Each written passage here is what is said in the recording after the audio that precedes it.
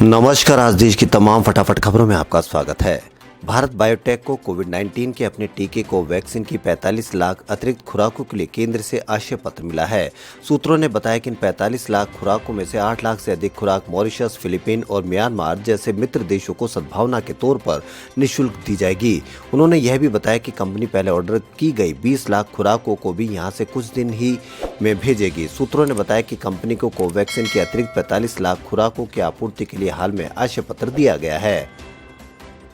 वित्त मंत्रालय ने शिकायतों का निपटारा करने के लिए एक त्वरित प्रणाली शुरू की है। इसमें हर तरह की शिकायत का समाधान और उस प्रक्रिया के पूरा होने में कितना समय लगेगा, ये सब बातें शामिल रहेगी। महालेखा नियंत्रक कार्यालय द्वारा तैयार की गई इस नई व्यवस्था के तहत हर शाखा में शिकायतों की सुनवाई करने के लिए मानक संचालन प्रक्रिया अपनाई जाएगी। कोई शिकायत आती है तो संबंधित व्यक्ति को 72 घंटे के भीतर उसके समाधान की जानकारी दी जाएगी। भारत में बीते 7 महीने से अधिक समय में कोरोना वायरस के एक दिन में सबसे कम 10,064 नए मामले सामने आए, जिसके साथ संक्रमण के कुल मामले बढ़कर 1,05,81,837 पर पहुंच गए।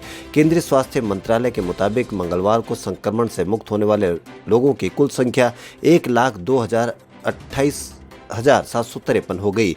मंत्रालय द्वारा जारी सुबह 8 बजे के अद्यतन आंकड़ों के मुताबिक बीते 24 घंटों में 137 लोगों की मौत होने से मृतक संख्या बढ़कर 1,52,556 पर पहुंच गई।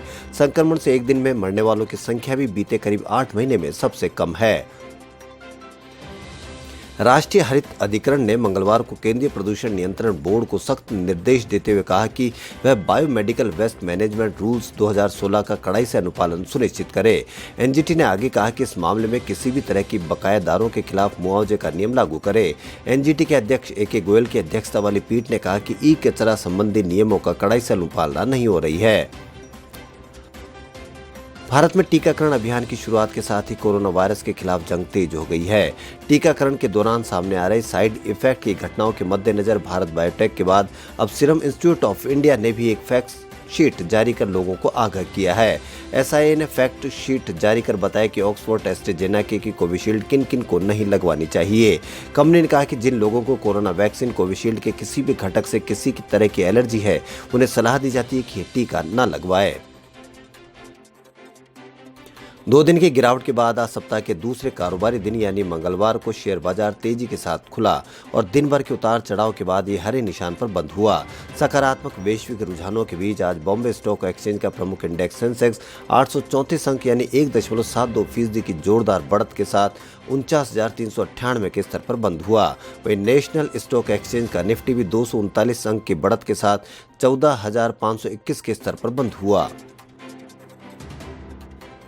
भारत सरकार ने व्हाट्सएप से कहा कि वह अपनी गोपनीयता शर्तों में किए गए बदलावों को वापस ले, क्योंकि कोई भी एक तरफा बदलाव उचित और स्वीकार्य नहीं है। इलेक्ट्रॉनिक्स और सूचना प्रौद्योगिकी मंत्रालय ने व्हाट्सएप के सीईओ विल कैथोड को कड़े शब्दों में लिखे गए पत्र में कहा कि भारत वैश्विक स्तर पर व्हाट्सएप का सबसे बड़ा उपयोग करता है और इसकी सेवाओं के लिए सबसे बड़ा बाजार भी है।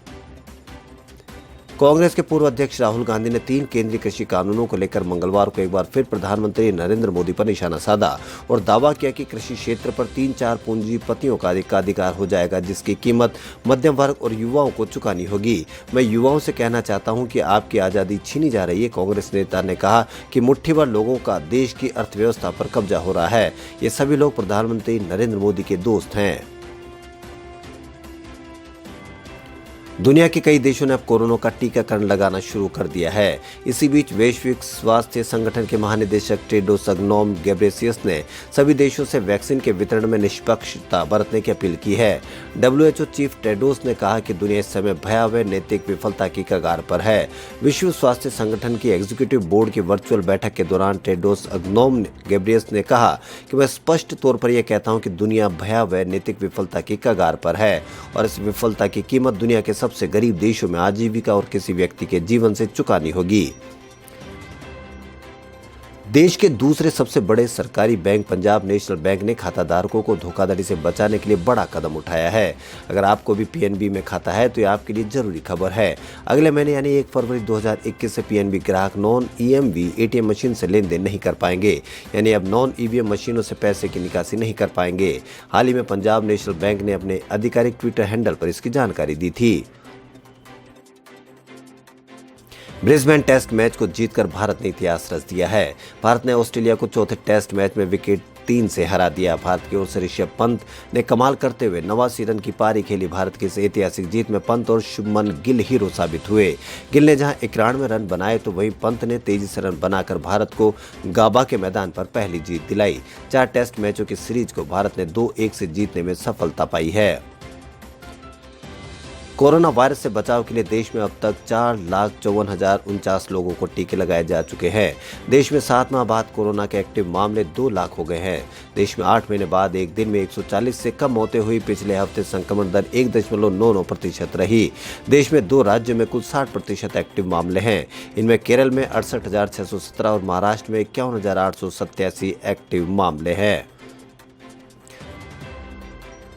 सार्वजनिक क्षेत्र की तेल विपणन कंपनियों ने लगातार दूसरे दिन डीजल और पेट्रोल की कीमतों में बढ़ोतरी की।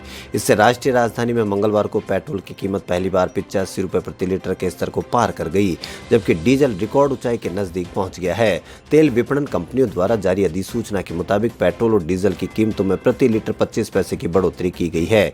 इसके साथ ही पेट्रोल की कीमत दिल्ली में 85 रुपये 20 पैसे और मुंबई में 91 रुपये 80 रुपये प्रति लीटर हो गई है। किसान आंदोलन के मामले में भूपेंद्र सिंह मान के सुप्रीम कोर्ट द्वारा गठित कमेटी से अलग करने के मामले पर इशारा करते हुए देश के मुख्य न्यायाधीश एस ए बोबड़े ने कहा कि कानून को समझने में कुछ भ्रम है। समिति के हिस्सा बनने से पहले व्यक्ति की एक राय हो सकती है, लेकिन उसकी राय बाद में बदल सकती है। सुप्रीम कोर्ट के प्रधान न्यायाधीश बोबड़े ने कहा कि कानून को लेकर गलतफहमी है, जिस पर हम ध्यान दे रहे हैं। कृषि कानूनों के विरोध में किसान लगातार प्रदर्शन कर रहे हैं। इसी बीच 26 जनवरी को ट्रैक्टर परेड को लेकर किसान और पुलिस के बीच मीटिंग खत्म हो गई है। किसान नेता दर्शन पाल ने खास बातचीत में कहा कि हमसे परेड के रूट और लोगों की संख्या को लेकर सवाल पूछे गए। पुलिस ने कहा कि आउटर रिंग रोड पर परेड निकालने से परेशानी हो सकती है। परेड की परमिशन के बारे में दिल्ली पुलिस ने अभी तक कुछ नहीं कहा है। हमारी परेड निकलनी तय है। खबरों फिलहाल इतना ही। यदि आपको हमारा चैनल पसंद आए तो लाइक, सब्सक्राइब और शेयर अवश्य करें। धन्यवाद।